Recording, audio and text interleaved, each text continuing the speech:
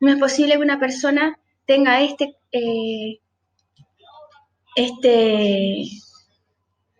a ver, ¿dónde está el lápiz? Este componente cromosómico y sobreviva, ¿sí? Entonces, obviamente, alguien con 92 cromosomas de cualquier tipo de cromosomas sexuales es totalmente inviable. Entonces, la poliploidía, ¿cómo se genera? ¿Cuál es el factor etiológico? En primer lugar, lo que siempre pensamos es la fecundación de más de dos gametas, ¿sí? O la fecundación de cuerpos polares, pero no podemos perder también la idea de la fecundación de una gameta que no completó la meiosis, ¿sí? Tiene un error meiótico de no disyunción completa en meiosis 1 o en meiosis 2. O la endorreduplicación, que es un evento mucho más raro, pero que también causa poliploidía, que es la formación de un cigoto triploide o tetraploide. Entonces, las anomalías cromosómicas pueden dividirse en numéricas, ¿sí? Aneuploidías y poliploidías, que es lo que acabamos de ver, o anomalías cromosómicas estructurales, que pueden ser balanceadas y desbalanceadas. Vamos a esto, que esto es importante, interesante. Vamos a ver ejemplos, ¿sí? Por ejemplo, aneuploidías causadas por errores en el número de cromosomas de los autosomas o de los cromosomas sexuales. Tengo síndrome de Down, 47 más 21, síndrome de Edwards, lo mismo solo que más 18, síndrome de Patot, lo mismo solo que más 13, ¿sí? El cromosoma involucrado. La supermujer tiene un X de más, el síndrome de Klinefelter tiene otro X de más pero en el sexo masculino, y el supermacho que es XYY. Ya las monosomías, estamos hablando por ejemplo del síndrome de Turner, en donde es 2N menos 1, está faltando un cromosoma sexual, ya sea el otro X para ser masculino, femenino, perdón, o el otro Y para ser masculino. Y por último las tetrasomías, ¿sí? Tetrasomía del cromosoma X, en donde todos los cromosomas son normales, a diferencia de los cromosomas sexuales que están por cuadruplicado. O otro ejemplo de tetrasomía, 2N más 2, como es la del brazo corto del cromosoma 18, que vamos a ver ahora, ¿sí? Tenemos tetrasomía del 8, fíjense que todos los cromosomas están en números normales, a excepción del 8 que está en cuadruplicado, ¿sí? Y la tetrasomía del 3, que también tiene todos los cromosomas en duplicado, solamente el cromosoma 3 en cuadruplicado. Bueno, y vamos a empezar con los síndromes. Cuando hablamos de síndrome de Down, realmente no es muy complicado que una persona identifique otra persona con síndrome de Down porque las características patognomónicas son muy puntuales. No es necesario ser genetista para cruzarse en la calle y ver que un niñito tiene síndrome de Down. ¿Qué es lo que vemos? Vamos a lo facial, ¿sí? Las comisuras de los ojos, ¿sí? Internas están por debajo de las externas, es decir, que el canto externo del ojo es ascendente, ¿sí? El puente nasal bajísimo, prácticamente no hay elevación entre ambos lagrimales, las narinas antevertidas de la nariz, ¿sí? La lengua grande es otro ejemplo, el exceso de piel en la nuca, las anomalías del pabellón auricular, ¿sí? Los dedos muy cortos, inclusive esta inclinación del quinto dedo que se llama clinodactilia, y el piecito en sandal gap, que es un piecito que parece que nació acostumbrado a usar chinela porque tiene esta separación del primer artejo con los otros cuatro. Es la causa más frecuente el síndrome de Down es la causa más frecuente de déficit intelectual, ¿sí? La incidencia es un nacido vivo cada 660 nacimientos, muy frecuente. En este slide, no lo voy a leer en completo, lo tienen para leer después, estamos viendo todos los fenotipos, ¿sí? En relación a los sistemas de órganos que están afectados.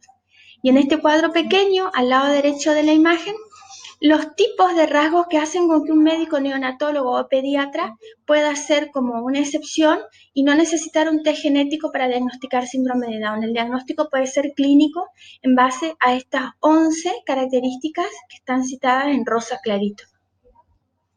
Síndrome de Edwards, ¿sí? El síndrome de Edwards tiene un cromosoma 18 de más.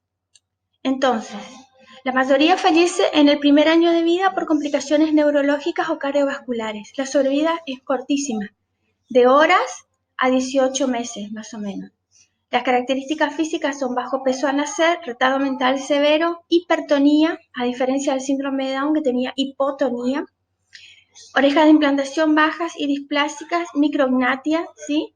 Hernias umbilicales, diastasia de los restos, onfaloceles, todo lo que es línea media. Entonces, fíjense las características de las manitos. Esta posición de las manitos con los dedos superpuestos, o como decimos los genetistas, acabalgados, puede ser una característica muy fácil de identificar en la ecografía de segundo y de tercer trimestre, como criterio de sospecha de anomalía cromosómica. A grandes rasgos, cuando miramos el perfil del niño afectado, vemos una apariencia como de viejito, ¿sí? La retrognatia, el exceso de piel, son bebés pequeños, ¿sí? Más el acabalamiento de los dedos en las manos, el piel mecedora, son características típicas del síndrome. Otro síndrome, síndrome de Patot. El síndrome de Patot tiene como cromosoma extra al número 13, ¿sí? Este cariotipo está equivocado, me parece que esto es una monosomía del X. Entonces, fíjense la prevalencia del nacimiento, femenino mayor que masculino, pero 1 cada 12.000 nacimientos es realmente infrecuente. Así todos lo van a ver mucho en neonatología porque se ven muchos niños con estos defectos. A diferencia del niño anterior, ¿sí? El síndrome de Edwards, síndrome de Patot es un nenito más grande, no es el abuelito típico que hablamos. Tiene microcefalia y defectos de línea media. Vamos a ver acá. En los defectos de línea media se aprecia todo lo que es facial, ¿sí? La holoprosencefalia leve, con la ausencia del tabique nasal y el acercamiento de los ojos, ¿sí? La holoprosencefalia más grave cuando ya no hay protrusión de la narina. Y el extremo de la holoprosencefalia que es este defecto en donde ambos globos oculares, la ciclopía, están conjugados en un único globo ocular y el nervio óptico protruye por encima. También tenemos algunas lesiones de piel, otras anomalías en las manos como la polidactilia, el exceso de dedos, ¿sí? Y cuando vemos esta imagen acá, percibimos que es un niño de buen tamaño, de buen peso, ¿sí? Otros defectos de la línea media, fisura de labio, bilateral o medial. Y la hipertonicidad, fíjense cómo los bracitos están en puños cerrados elevados. Otro síndrome, el síndrome de Turner.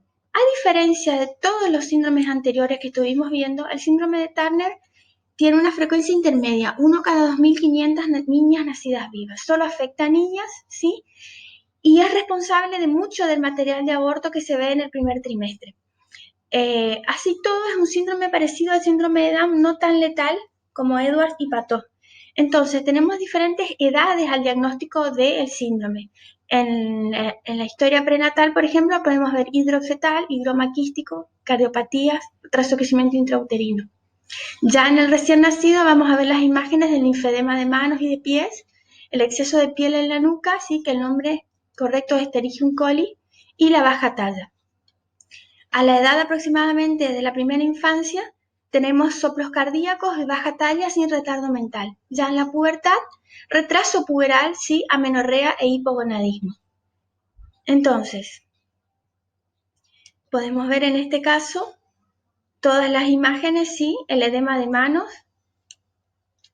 el edema de las manos, el edema de los pies, el exceso de piel en la nuca, el cuello corto, la implantación del cabello baja en la nuca, igual que esta imagen acá, Escherichia coli, ¿sí?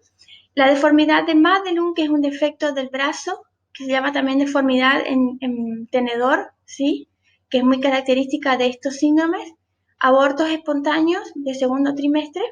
Y el resto de las características realmente no son tan robustas como para hacer diagnóstico, a menos que seamos extremadamente entrenados en este síndrome.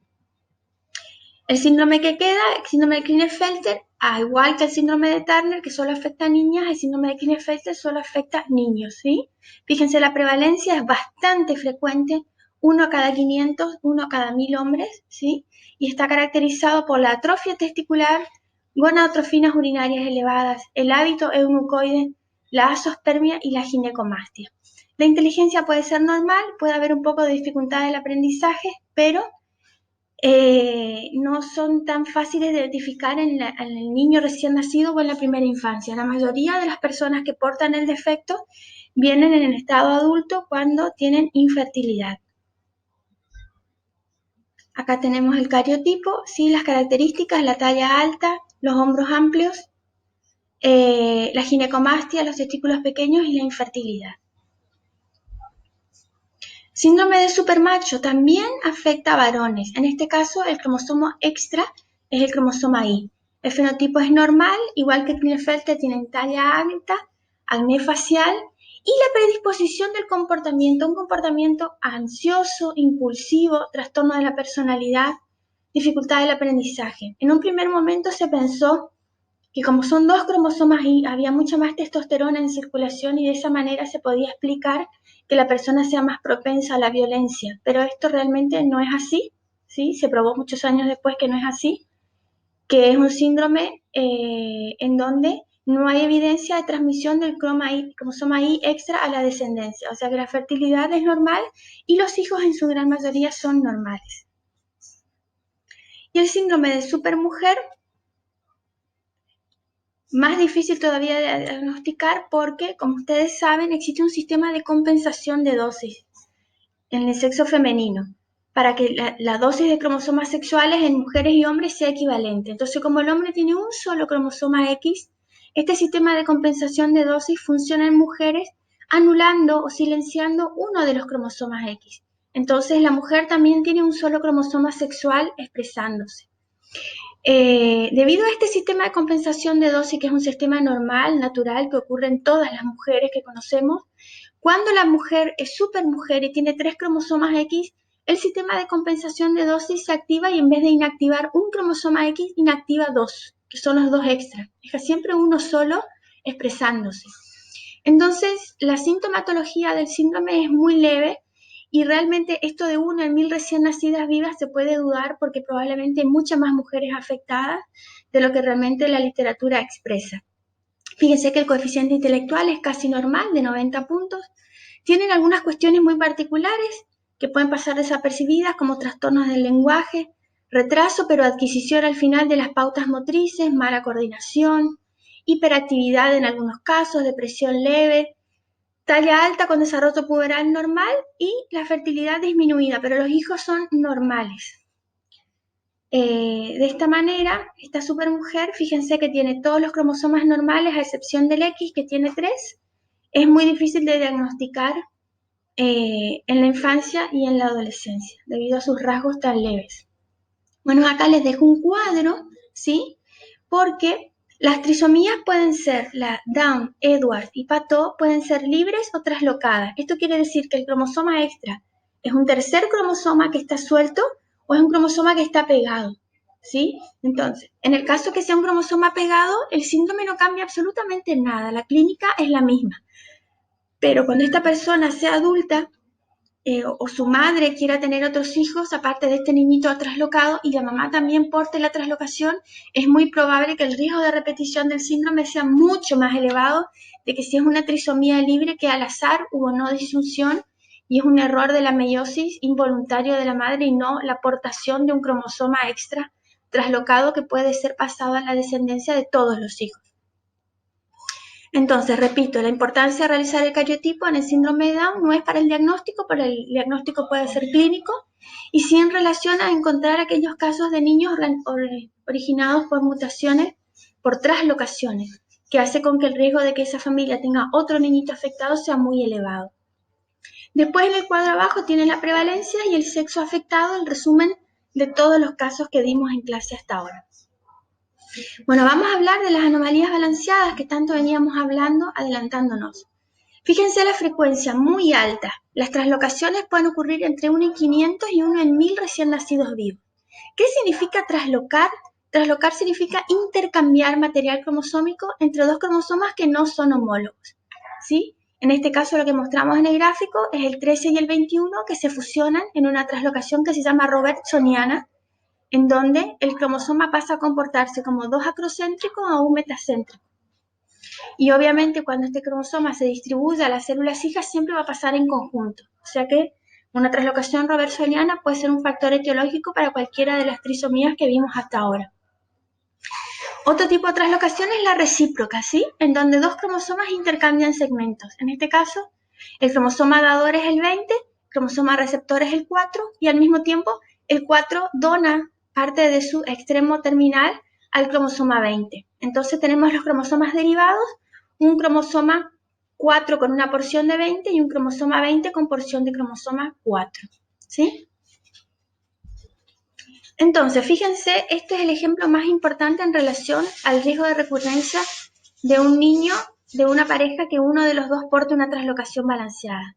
Vamos a suponer que este es el papá del niño. El papá del niño va a ser portador de la translocación, pero no va a tener exceso ni falta de material cromosómico. Va a estar absolutamente balanceado, equilibrado. No va a haber pérdida ni ganancia. El impacto fenotípico es leve y la calidad reproductiva sí se ve un poco disminuida, porque cuando esta persona haga gametas, que vamos a ver en la imagen que sigue, es muy probable que sus gametas sean desbalanceadas. Entonces se genera este niño que tiene una porción de cromosoma azul 21, otra porción de cromosoma azul 21 y un tercer fragmento de cromosoma 21, ¿sí? Entonces este niño, cariotípicamente, es niño con síndrome de Down, solo que el 21 extra está ligado a otro cromosoma, ¿sí? Autosoma. Son aneuploidías y el impacto es variable en el fenotipo, generalmente es igual el fenotipo de un niño con la trisomía libre. Bueno, este gráfico es un gráfico muy importante porque permite entender el hecho de que una persona normal, por gametogénesis, forme gametos normales, ¿sí? Que tienen la mitad del componente cromosómico de sus células somáticas. Ahora, una persona con una translocación balanceada, repito, que es absolutamente normal, no tiene ninguna patología, no tiene déficit cognitivo, ni anomalías físicas o faciales, hace la gametogénesis, va a producir una porción de gametas buenas y una porción de gametas no tan buenas, ¿sí? Entonces, una parte de esas gametas van a ir a parar a material de aborto, la monosomía 21, la trisomía 14 o la monosomía 14 son todas patologías incompatibles con la vida extrauterina. Otra porción de las gametas van a portar la translocación, de manera que el niñito va a ser Down, ¿sí? Su hijo. Y otra porción del nacimiento, aproximadamente 2/3 de las gametas que forman, son gametas que tienen portación o son normales en el número de cromosomas. Fíjense que tienen los 21, 2 y el 14, 2. O son personas que portan la patología balanceada exactamente igual que el parental. O sea que el problema se patea para la siguiente generación. Cuando este niño sea adulto y quiera tener hijos, repite este mismo cuadro de posibilidades de generar gametas. Al azar puede generar gametas normales, al azar puede generar gametas traslocadas igual que las propias, y al azar puede generar o el material de aborto o los niños con síndrome de Down. Entonces, más de anomalías estructurales. Ya hablamos de las translocaciones y vamos a hablar de las duplicaciones y las deleciones. Las duplicaciones y deleciones se ejemplifican de esta manera. Un cromosoma, sí, a lo largo, y podemos marcar los genes con números o con letras, como nos sea más fácil. Cuando hablamos de deleción, hay segmentos de genes, ¿sí? Ejemplificados con letras que se pierden. Fíjense que el segmento final es A, B, E, F, G, H, ¿sí? O en vez de 1, 2, 3, 4, 5, 1, 4, 5. O 3, 4 y 5. Esa es una deleción. O microdeleción si es muy pequeña. Y los anillos son estructuras que se forman cuando se pierden estos cabitos azules que están ejemplificados en el gráfico, que se llaman telómeros. Los telómeros son estructuras proteicas indispensables para la funcionalidad normal del cromosoma, ya que sin los telómeros, los cromosomas son extremadamente pegajosos y tienden a unirse entre sí o con otros cromosomas. Si un cromosoma pierde ambos telómeros, se puede unir a sí mismo formando lo que conocemos como anillos, ¿sí? Entonces, acá tenemos más de cromosomas, ¿sí? Translocaciones robertsonianas, 214, 221, y acá tengo la persona normal con 214 y 221, pero con una translocación robertsoniana 1421, ¿sí? En el conteo de cromosomas, obviamente esto es muy fácil de identificar en el cariotipo, pero si la persona no porta ningún defecto o decidió, por ejemplo, no tener hijos, lo más probable es que fallezca de viejo y nunca se sepa que porta este defecto porque no tiene ningún impacto en el fenotipo. Acá tenemos deleciones, ¿sí? Que es pérdida de segmentos cromosómicos. En este caso se pierde B y C, perdón, acá se pierde B y C, o se intercambian entre sí con lo que llamamos inversiones. Pasa a formar A, D y B, C, B, E, F, ¿sí? Inversiones, igual que las translocaciones balanceadas, no implican pérdidas de gran material genético, de manera que no son deleterias para el portador, salvo que pierda una gran cantidad de cromosomas, claro. Bueno, y en este caso lo que estamos viendo son las frecuencias poblacionales de diferentes tipos de alteraciones. Por ejemplo, 3,4 cada 1000 niñitos tiene alguna alteración numérica. 2,6 cada 1000 nacimientos una alteración estructural. Esto da un total del 6% de todos los 0,6% de todos los niños recién nacidos, ¿sí? Con frecuencias estimadas a partir de estudios realizados en recién nacidos consecutivos de diferentes países. Entonces, llegamos al punto de la clase, ¿quiénes merecen una consulta genética? Obviamente nadie se levanta un día pensando en que tiene que ver al genetista. La genética es un área de la medicina absolutamente dependiente del médico derivante. Entonces es muy importante que la persona que asiste a las clases de genética médica entienda que más allá de la disciplina que elija desenvolverse, oftalmología, pediatría, traumatología, cirugía, es importante que entienda de genética porque puede encontrar algún caso que le llame la atención y que requiera el estudio de un genetista para determinar si la patología es grave o no, ¿sí? Entonces, mujeres embarazadas después de los 35 años, por lo que explicamos de la ovogénesis materna, niños de tallas muy altas, niños de tallas muy bajas, ausencia de desarrollo de caracteres sexuales secundarios, retraso del desarrollo en niños, antecedentes de 2 o más hijos muertos, fallecidos o nacidos con malformaciones, ¿sí? Y personas que en general quieran resolver dudas respecto de hijos de otras personas de su familia que le llaman la atención ciertas características. Por ejemplo, tengo un sobrino con síndrome de Down, quiero saber cuál es la posibilidad de que yo también tenga un hijo igual, ¿sí? Esta es la consulta más frecuente, no de la persona afectada, sino de la familia de la persona afectada. Entonces, ¿qué es lo más importante? Obviamente lo más importante es el asesoramiento. A veces si leen bibliografía en inglés van a encontrar que el término es genetic counseling. En realidad nunca es aconsejamiento genético. El genetista no te dice lo que tenés que hacer en base a tu historia clínica, tus antecedentes familiares y tu árbol genealógico o tu estudio cromosómico, sino que te da opciones para que vos decidas entre las patologías y los problemas que pueden suceder, cuál es la mejor manera de enfrentarlos, ¿sí? Estas tomas de decisiones son personales, ¿sí? El asesor genetista no induce a las respuestas, le da libertad total a la persona que decida qué quiere hacer con su vida en referencia a su nivel socioeconómico, su estado civil, su religión, etcétera, etcétera. Fíjense, es un proceso de comunicación que trata de los problemas humanos asociados a la ocurrencia o riesgo de ocurrencia de un trastorno genético en la familia. A diferencia de otras áreas de la medicina, donde un paciente puede ser atendido en 15 a 20 minutos sin ningún problema, por ejemplo, un clínico, un generalista, la consulta genética es una consulta muy larga, ¿sí? De 45 a 50 minutos. El motivo de consulta se estudia, la genealogía, los antecedentes familiares, los antecedentes patológicos de la persona que se presenta a la consulta. Hay un examen físico absolutamente detallado, ¿sí? Se producen las hipótesis diagnósticas, el diagnóstico y por último el asesoramiento. Inclusive puede suceder que la historia clínica se complete en sucesivas encuentros con estas personas, ¿sí? Por ejemplo, se piden ciertos estudios por la sospecha de una patología, la persona va trayendo los estudios y la historia clínica es completada hasta el punto que se llega al diagnóstico. Y existen obviamente muchos casos que nunca se diagnostican y el asesoramiento es más bien paliativo. Bueno, esto es un gráfico solamente para ver la diferencia. En el extremo superior, anomalías cromosómicas, ¿sí? Número o estructuras de cromosomas completos que están fallados. Y en el extremo inferior de la imagen, las anomalías de puntos, ¿sí? Cuando es la propia hebra de ADN que porta un defecto, ya sea en una de las 4 letras del alfabeto que escribe el ADN, ¿sí?